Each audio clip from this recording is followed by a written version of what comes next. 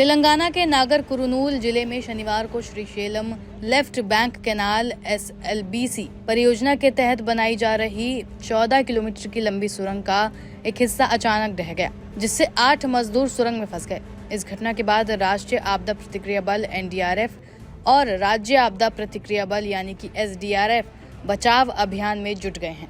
इसके अलावा भारतीय सेना ने भी अपने इंजीनियर टास्क फोर्स को राहत और बचाव कार्य में तैनात किया है। तेलंगाना के सिंचाई मंत्री N उत्तम कुमार रेड्डी ने बताया कि राज्य सरकार उत्तराखंड के जोशीमठ में हुई सुरंग दुर्घटना में राहत कार्य करने वाले विशेषज्ञों की मदद ले रही है। इसके साथ ही सरकार सेना, NDRF और SCCL की एक्सपर्ट की टीमों की मदद से अभियान चला रही है। सुरंग में ताज़ा हवा पहुंचाने की व्यवस्था की गई है ताकि फंसे हुए लोगों को सांस लेने में परेशानी न हो। फंसे हुए लोगों में 2 इंजीनियर, 2 ऑपरेटर और 4 अन्य मजदूर शामिल हैं, जो उत्तर प्रदेश, झारखंड, पंजाब और जम्मू कश्मीर के रहने वाले हैं। प्रधानमंत्री नरेंद्र मोदी ने तेलंगाना के मुख्यमंत्री A रेवंत रेड्डी को फोन कर घटना की जानकारी ली और केंद्र सरकार की ओर से हर संभव सहायता का आश्वासन दिया। घटना के वक्त 50 लोग सुरंग में काम कर रहे थे, जो 13.5 किलोमीटर तक अंदर गए। तभी अचानक सुरंग का एक हिस्सा ढह गया, जिसमें 8 लोग फंस गए, जबकि 42 लोग सुरक्षित बाहर निकलने में सफल रहे। हम लोग जब बुलर के पास गए, बुलर से हवा लिए, हवा लेके जाने के वक्त पानी बढ़ा, पानी बढ़ने के बाद मोल्ड गिरने चालू हो गया। उसके बाद हम लोग देख करके पीछे भागने लगे। भागते भागते हम लोग आ रहे हैं, उस टाइम से मतलब आगे वाला आदमी पीछे रुक गया और हम लोग तो निकल गए। और जो निकलने के बाद भी पानी बहा के 2-3 लेबर को ढो के पीछे निकाल दिया। उस टाइम हम लोग जो बेहोश हो गया उसको भी हम लोग उठा करके बेल्ट में चढ़ाए। बेल्ट में चढ़ा करके उसको आधा घंटा तक हम उसको सोए, लंबे पड़ा दिए।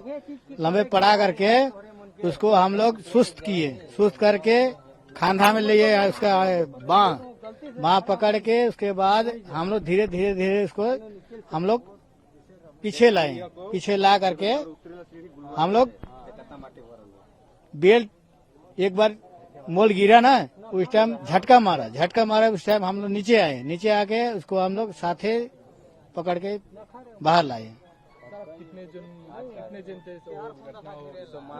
जनता तो हम लोग कम से कम 30-35 था, लेकिन उस जगह में 8 पीस मतलब अंदर रह गए हैं, बाकी लोग सब आ गए हैं।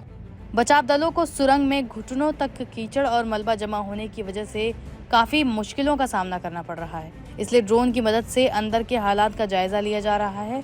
बचाव दल सुरंग की पूरी स्थिति को लेकर आशंकित है, क्योंकि अंदर से अभी भी तेज आवाजें आ रही हैं।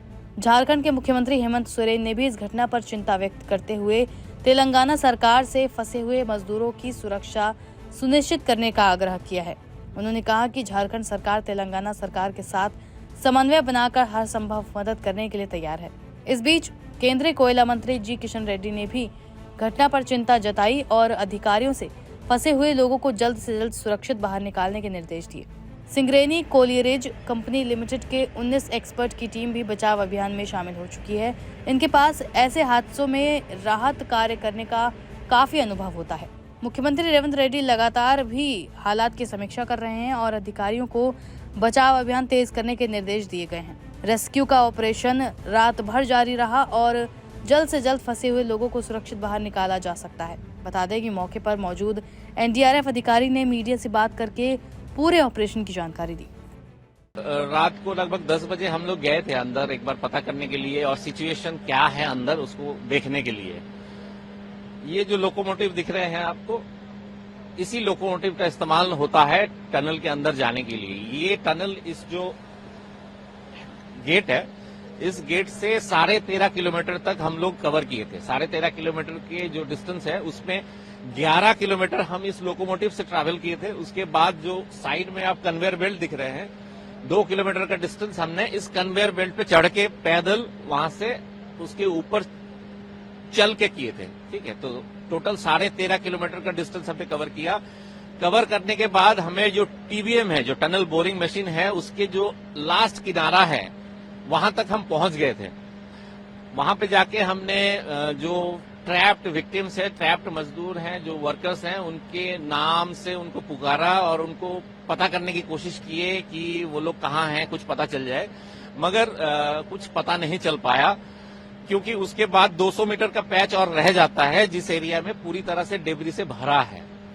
तो जब तक वो डेब्री साफ नहीं होगा तब तक नहीं पता चल पाएगा कि जो विक्टिम्स है उनका एग्जैक्ट लोकेशन कहाँ है और उनको हम कैसे निकाल पाए। अभी तक बीच में 11 किलोमीटर का पैच, 11 किलोमीटर से 13 के बीच में जो 2 किलोमीटर का मैंने बताया, उस एरिया में काफी पानी है। तो पानी निकालने का प्रोसेस अभी चल रहा है। पानी जैसे एक बार निकल जाता है तो उसके बाद फिर जो डेब्री क्लियरेंस का प्रोसेस है वो शुरू होगा, फिर जो विक्टिम्स फंसे हुए हैं उनको निकाला जाएगा। हमारी पहली टीम जो है यहाँ पे लगभग 7 साढ़े 7 बजे पहुंच गई थी शाम को, कल शाम को।